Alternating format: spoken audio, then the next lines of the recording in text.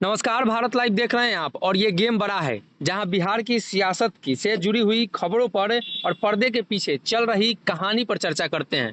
दरअसल बिहार में जो खबरें होती हैं वो सामने दिखाई देती है और उसके पीछे की जो कहानी होती है वो कुछ और होती है। तो हम लोग वो उसी खबर पर चर्चा करेंगे, जानने की कोशिश करेंगे कि आखिर मुकेश सहनी के समर्थन में कितने दल कुरनी रवाना हुए हैं। डॉक्टर साहब मौजूद हैं। क्या लगता है सर, मुकेश सहनी ने प्रत्याशी का ऐलान कर दिया है, अब वास्तविक परिस्थिति कुर्नी में क्या दिखाई दे रही है? देखिए, समीकरण तो बदल दिया गया। हम्म। जिस तरीके से मुकेश सहनी ने निषाद समाज का वहां वोट देखते हुए और हम्म। भाजपा का प्रत्याशी पिछली बार जिस तरीके से पिछड़ गया था, इस बार विरोध हो रहा था। जी। और जिस तरीके से ये राजद की सीट थी और इस पर जदयू ने प्रत्याशी उतारकर अपने आप को कमजोर कर लिया, तो ये जी। जी। लड़ाई बड़ा एक तरफा हो गई है। हम्म। सच पूछिए तो मीडिया का एक बड़ा घराना इसे दो तरफा लड़ाई दिखाने की कोशिश हमेशा करता रहेगा अंत जी। तक। जी। लेकिन अंतिम समय में रातों रात कहीं ना कहीं मुकेश सहनी ने बड़ी बाजी मार ली है। और हम्म। इसका परिचायक ये है कि तेजस्वी यादव भी चाहेंगे कि नीतीश नहीं जीते यहाँ। जी। भाजपा का प्रत्याशी ऑलरेडी बहुत कमजोर है हम्म। और जातीय समीकरण अब पूरी तरीके से मुकेश जी। सहनी के फेवर में हो गए। जी। जी। उनके जात का वोट है ही वहां। हम्म। एक सवर्ण प्रत्याशी नीलाभ को जो कि युवा है, उन्हें जी। उन्होंने मौका दे दिया है। भूमिहार जी। समाज से आते हैं। उनके राजनीतिक ताल्लुकात रहे हैं उस कुढ़नी की सीट से। जी। उनके जी। जो नाना है वो रहे हैं वहां जी। के विधायक साधु संसाही। तो जी। जी। कहीं ना कहीं अब परिस्थितियां जो है वो अंतिम बॉल पर जो कहा जा सकता है कि चिराग पासवान ने आकर छक्का मुक्का मारने की कोशिश की थी गोपालगंज में, वो हम्म। काम यहाँ पर मुकेश सहनी ने कर लिया है। मुकेश सहनी ने कर लिया। और जी। मुकेश सहनी के को देखकर उनके जो ये लास्ट जो दाव है, लास्ट आवर दाव, इसको हम्म। देखकर कई दल उनके समर्थन में भी खड़े हो गए हैं। जी। जी। आपको पता होगा कि एक पार्टी बनी थी भूमिहारों की, जी। राष्ट्रीय जनजन, क्या पार्टी का नाम था? राष्ट्रीय जी, राष्ट्रीय जनजन पार्टी। जनजन पार्टी। इस राजपा, हाँ, तो ये जो पार्टी है, इस पार्टी के हम्म। आशुतोष कुमार जो कि काफी प्रभावी नेताओं में से एक है बिहार के। जी। जी। भूमिहार समाज में अच्छी पकड़ उनकी बताई जाती है। हम्म। हालांकि पिछली बार जो चुनाव वो लड़ने गए थे जी। और जिस तरीके से उनको मुंह की खानी पड़ी, तो पहली ही जी। हार पर उन्होंने हम्म। अपने आप को राजनीतिक लोटा बना लिया था।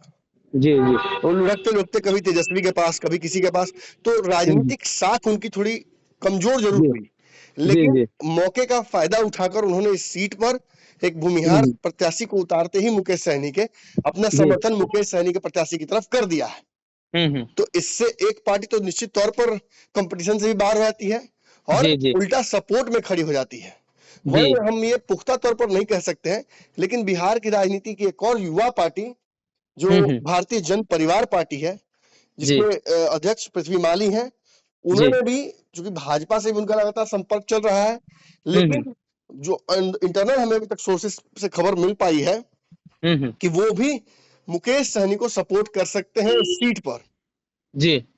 तो ऐसी स्थिति में आप समझ रहे हैं, जहां हम्म। पहले से ही समीकरण दोनों जो पक्ष है मजबूत, वहाँ दो और दल। तथाकथित रूप से उन जी। दोनों मजबूत पक्षों को झटका लगता हुआ दिख रहा है। और हाँ हाँ। मुकेश सहनी के प्रत्याशी को जो पहली हम्म। बढ़त, नहीं कहते शुरुआत में हम्म। बढ़त मिल जाना, वो हम्म। मिलती हुई हमें दिख रही है। निश्चित तौर जी। पर ये चुनाव बड़ा मजेदार होगा, क्योंकि पिछला हम्म। जो 2 सीटों का चुनाव हुआ था वो 50-50 हो गया था।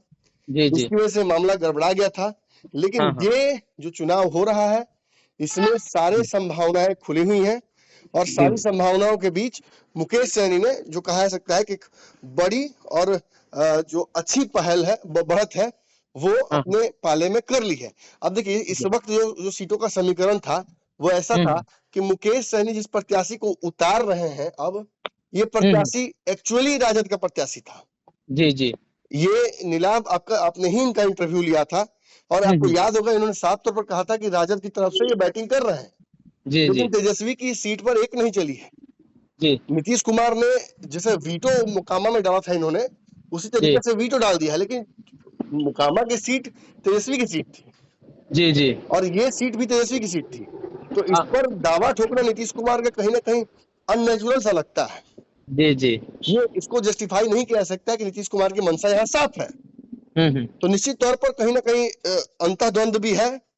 जो हम्म। प्रत्याशी हैं इनके, यानी जदयू के, जी। उनके क्रेडिबिलिटी पर भी सवाल खड़ा होता है। हालांकि बहुत मजबूत प्रत्याशी रहे पिछले बार, लेकिन जिस गठबंधन में चुनाव लड़े थे वहां अच्छी टक्कर सामने से पड़ी मिली थी। तो ये जी भाजपा के प्रत्याशी, जदयू के प्रत्याशी, इन सब के बीच बहुत सारी रणनीतियां हैं, दोनों के पीछे बहुत समीकरण काम कर रहे हैं।